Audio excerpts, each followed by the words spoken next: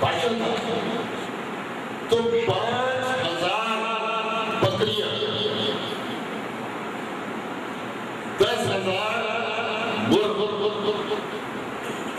100 گھوڑوں کا گوشت،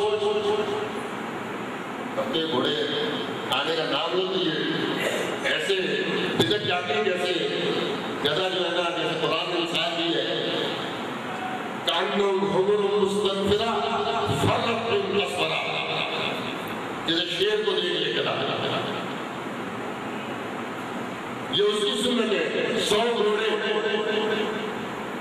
اور 30,000 حلوے کے بڑے بڑے کباب، یہ اس کی سنت تھی، اس کا طریقہ تھا لوگوں کو کھلانے کی۔ اور یہ صرف 12 ربیع الاول یا پہلی ربیع الاول سے نہیں شروع کرتا تھا، یہ سفر کے مہینے میں شروع کر دیا، باقاعدہ اس کے لیے ایک شہر آباد کرتا تھا، 2-2 3-3 منزلہ لکڑی کے مکانات بناتا تھا، ایک میں رقاصاؤں کو، ایک میں یہ قوالوں کو، اس طرح مختلف اس میں مختلف لوگوں کی پارٹیوں کو جمع کرتا تھا، اور پھر وہ صبح و شام بھی کرتا تھا، خود بھی اسی نام روش کے اندر مبتلا تھا۔ یہ دین جب بھی خراب کیا گیا ہے، انہی دونوں کو کام دے دیا، مفاد پرست حکمرانوں نے، پیٹ پرست مولویوں نے۔ حکمران اپنے مفاد کے لیے، مولوی اپنے مفاد کے لیے، اپنے پیٹ کے لیے۔ جب یہ دونوں جمع ہو جاتے ہیں تو پھر کام، جیسے ہمارے ملک میں ہو رہا ہے اور ممالک میں ہو رہا ہے، مولوی بھی جمع ہے، حکمران بھی جمع ہے، وہ بھی کہتے ہیں اسی چکر میں قوم کو لگائے رکھو، مولوی کہتے ہیں اسی چکر میں لگائے رکھو، ہمارا بھی روٹی اور پانی کا کام چلتا رہتا ہے، یہ اس سے کام کرتا۔ اور اس کا ثبوت امام ابن کثیر اپنی تاریخ البدایہ والنہایہ کے اندر اس کو ذکر کرتے ہیں۔ ابن خلدان اس کو اپنی تاریخ میں لے کر آئے ہیں۔ ابن جوزی میراث الزمان میں دول الاسلام کے اندر بھی ان واقعات کو ذکر کیا ہے کہ پہلا اس کا موجود یہ بادشاہ ملک مظفر تھا، اور پہلی کتاب لکھنے والا یہ ابو الخطاب دیا، یہ ہے وہ انسان۔ اس کے بعد یہ پھر بدعت دنیا کے مختلف اطراف اور اطراف میں پھیلی ہے، لیکن بدعت جو ہوتی ہے وہ بدعت ہوتی ہے، اور جو سنت ہوتی ہے وہ سنت ہوتی ہے۔ حق جو ہوتا ہے وہ حق ہوتا ہے، اور باطل باطل ہوتا ہے۔ حق ہمیشہ ایک جیسا رہتا ہے، سچ ہمیشہ ایک جیسا رہتا ہے، سنت ہمیشہ ایک جیسی رہتی ہے۔ بدعت کی خوبی یہ ہے کہ یہ تبدیل ہوتی رہتی ہے۔ یہ پاکستان بننے سے پہلے اور پاکستان بننے کے بعد بھی یہ عید میلاد النبی کوئی نہیں جانتا تھا۔ یہ موصل سے اربن سے چلتے چلتے یہاں تک پہنچتے پہنچتے اس کو کم بیش 800-900 سال لگ گئے۔ یہاں پر یہ 12 وفات کے نام سے 12 ربیع الاول کو جانا جاتا ہے، بلکہ اس مہینے ہی کو یہ کہتے تھے بڑے بزرگ کہ یہ 12 وفات کا مہینہ ہے۔ اردو کا مشہور شاعر ہے مصطفی، وہ کہتا ہے داغ دلی کی ہے جدائی کا، داغ دلی کی ہے جدائی کا، یاد آتی ہے سیر 12 وفات، کہ دلی شہر سے میں دور ہو گیا ہوں، اس کی جدائی کا میرے دل کے اوپر میرے سینے پر داغ لگا ہوا ہے، مجھ کو یاد آتی ہے سیر 12 وفات۔ 12 وفات کے دن جو ہم لوگ گھومنے پھرنے نکلتے تھے نا سیر کے لیے، تفریح کے لیے، لوگ جو 12 وفات منا رہے ہوتے تھے وہ مجھ کو یاد آتا ہے، ملک سے دور، اپنے شہر سے دور۔ تو مصطفی جو آج سے 150 کوئی میلاد النبی نہیں جانتا تھا. یہ تو پاکستان بننے کے بعد پاکستان کی گزٹ کے اندر جو چھٹیاں ہوتی تھی تو 12 ربیع الاول کی چھٹی کو کہتے تھے 12 وفات کی چھٹی ہے. آج بھی بزرگ یہاں بیٹھے ہوئے وہ جانتے ہیں. تو بدعت اسی طرح تبدیل ہوتی رہتی تھی. اہل علم اس وقت بھی کہتے تھے کہ بیوقوفو تم 12 وفات بناتے ہو, اس پر ختم دیتے ہو اور اللہ کے رسول صلی اللہ علیہ وسلم کو وفات مانتے نہیں, تم تو کہتے زندہ ہے. عجیب تمہاری بیوقوفی ہے, ایک طرف 12 وفات بناتے ہو اور دوسری طرف وفات نہیں مانتے. اہل علم کے جو علماء حق تھے ان کے کہنے سے انہوں نے 12 وفات چھوڑی. عید میلاد النبی آسمان سے گرا کھجور میں لگے, بجائے اس کے کہ وہ سنت طریقہ اختیار کرنے کے کہ جو 2 عیدیں اللہ کے رسول صلی اللہ علیہ وسلم نے کی اس کو مانتے, انہوں نے ایک بدعت چھوڑ کے دوسری اور اس پر پریشان آپ لوگ. ہم نے دیکھے آنے والی نسلیں دیکھی یہ بدعت کو بھی چھوڑ دیں اور کیا, کیونکہ اس کے لیے کوئی دین تو ہے نہیں, ان کی اپنی مرضی ہے جو چاہے کرے, جو اس دن کا کلمہ ساز کرے مرضی. کیونکہ ہمارے لیے تو دلیل چاہیے کہ بھئی قرآن میں کیا ہے, حدیث میں کیا ہے, بخاری کیا کہتی ہے, مسلم کیا کہتی ہے. ان کے لیے تو کوئی مسئلہ نہیں ہے. مولوی نے کہنا شروع کر دیا ربیع الاول جو ہے نا یہ نہیں مہینہ ہے بلکہ ربیع النور ہے, تو اب ربیع النور بن گیا. ایک طرف کہتے ہیں آپ کی پیدائش 12 ربیع الاول کو ہوئی اور دوسری طرف کہتے ہیں مہینہ ربیع النور ہے. عجیب دماغ کی خرابی ہے. اگلا مہینہ تو کہتے ہیں ربیع الاول. تو بھئی تمہارا دین ہے جو مرضی جائے کرو, ہمارا دین تو مکمل دین ہے. مالک نے ارشاد فرما دیا تھا عزت الوداع کے موقع پر کہ الیوم اکملت لکم دینکم واتممت علیکم نعمتی ورضیت لکم الاسلام دینا, کہ آج کے دن اللہ فرماتا ہے میں نے تمہارا دین مکمل کر دیا, اپنی نعمتوں کا اتمام کر دیا اور تمہارے لیے میں راضی ہو گیا اسلام کو دین بنا دیا. تو ہمارے لیے جو دین ہے وہ اسلام دین ہے, مکمل دین. اب اس کے اندر جو مرضی آئے کرے.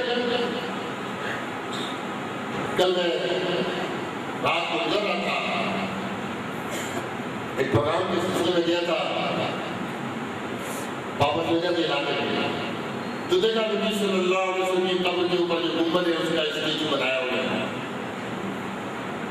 کعبے کا اسٹیچو بنایا ہوا ہے. بے پردہ خواتین,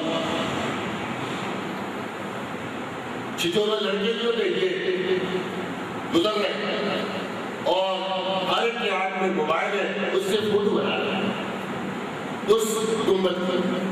جانتے ہیں کہ یہ بنایا ہوا ہے, نقلی ہے, تمثیل ہے,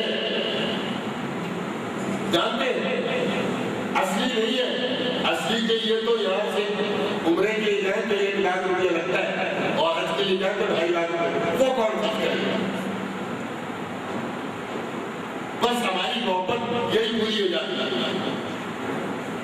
یہ قرآن جو اصلی موجود ہے یہ پڑھنے کے لیے تیار نہیں, یہ حدیث کے ذخیرہ ہمارے پاس موجود ہے, اصلی موجود ہے, یہ ضرورت نہیں. ہاں وہ نقلی جو اپنے ہاتھ سے بنایا ہے, 2 مور پکڑ کے لائے تھے ان کو بٹھایا ہوا تھا وہاں پر, بس اس کے اوپر نہیں. جانتے فوٹو ہے, جانتے تمثیل ہے, جانتے نقلی ہے, کیوں نہیں کیے ہوئے؟ بھائی دین بھی تو ایسے نقلی ہے نا ان کے پاس کہ جیسا دین ہوگا ویسے ہی کام ان کے ہوگا. محمد نبی صلی اللہ علیہ وسلم نے جو دین دیا اس سے تو اس کا کوئی تعلق نہیں. اب اس دور کے علماء نے کیا کیا؟ ابن الحاج مالکی علامہ نصیر الدین شافعی،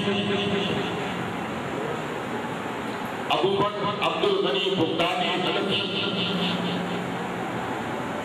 ابن تیمیہ حنبلی، میرے چاروں فقہ کے بڑے بڑے اس دور کے 100 سال کے علماء کے حوالے والے، ان سب نے اس عید میلاد النبی کو بدعت کہا۔ اس کے خلاف انہوں نے کتابیں فتاوی کہ اس کا کوئی تعلق محمد نبی صلی اللہ علیہ وسلم کے دین سے نہیں۔ یہ ایجاد بادشاہ صاحب کی ہے، اس پر عمل ایسے جاہل صوفیوں اور پیٹ پرست مولویوں کا ہے۔ محمد نبی صلی اللہ علیہ وسلم سے تعلق نہیں ہے، لیکن کیا کریں؟ یہ مظلوم کتاب قرآن حکیم، اس سے دلیلیں ڈھونڈی جاتی ہیں عید میلاد النبی کے لیے۔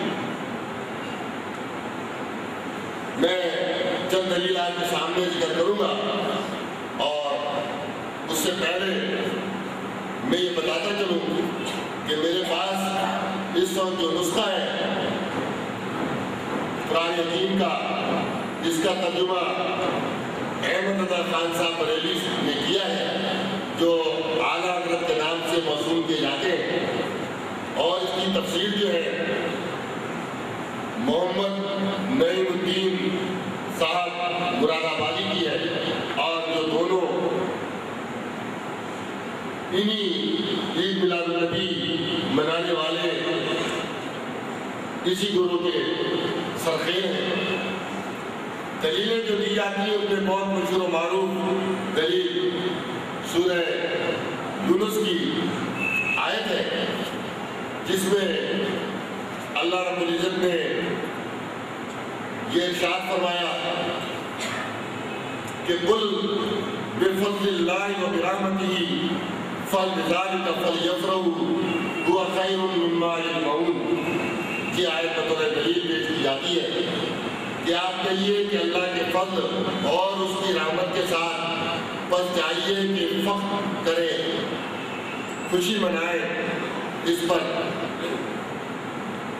یہ سورہ یونس مکی سورت ہے، اور اس سورت کے اترنے کے کم بیش 15 سال بعد آپ کی وفات ہوئی ہے۔ اب 15 سال تک یہ آیت آپ پڑھتے رہے، صحابہ کو سکھاتے رہے، تلاوت ہوتی رہی، کسی نے بھی اس آیت سے عید میلاد النبی کا یہ عمل تشہیر نہیں کیا، نہ اللہ کے رسول صلی اللہ علیہ وسلم نے اور نہ آپ کے صحابہ نے سمجھی۔ وجہ کیا ہے؟ وجہ یہ ہے کہ اس سے پہلی والی آیت کو ذکر نہیں کیا جاتا۔ مالک نے اس میں ارشاد فرمایا یا ایھا الناس، اے انسانوں، قد جاءتکم موعظۃ من ربکم، تحقیق تمہارے پاس ایک نصیحت آ گئی ہے تمہارے رب کی جانب سے، وشفاء، اور ایک شفا آئی ہے لما فی الصدور، ان بیماریوں کے لیے جو تمہارے سینوں کے اندر ہے، وہدی، اور ہدایت آ گئی ہے، ورحمت، اور رحمت آ گئی ہے، للمؤمنین، ایمان والوں کے لیے۔ قل، آپ کہیے، بفضل اللہ وبرحمتہ، اللہ کے فضل کے ساتھ اور اس کی رحمت کے ساتھ، فبذلک فلیفرحوا، اس رحمت، اس شفا، اس معجزہ کے اوپر لوگوں کو چاہیے کہ خوشی منائیں۔ خوش فرق کہتے ہیں دل کے خوش ہونے۔ اب اس کی تشریح تفسیر میں اگر کروں یا اس کا جواب میں دوں تو بات طویل ہو جائے گی۔ میں صرف انہی کے حاشیے کو سامنے آ کے پڑھ دیتا ہوں کہ نعیم الدین مراد آبادی بھی اس آیت سے عید میلاد النبی نہیں سمجھا ہے، یہ سمجھے آج بات۔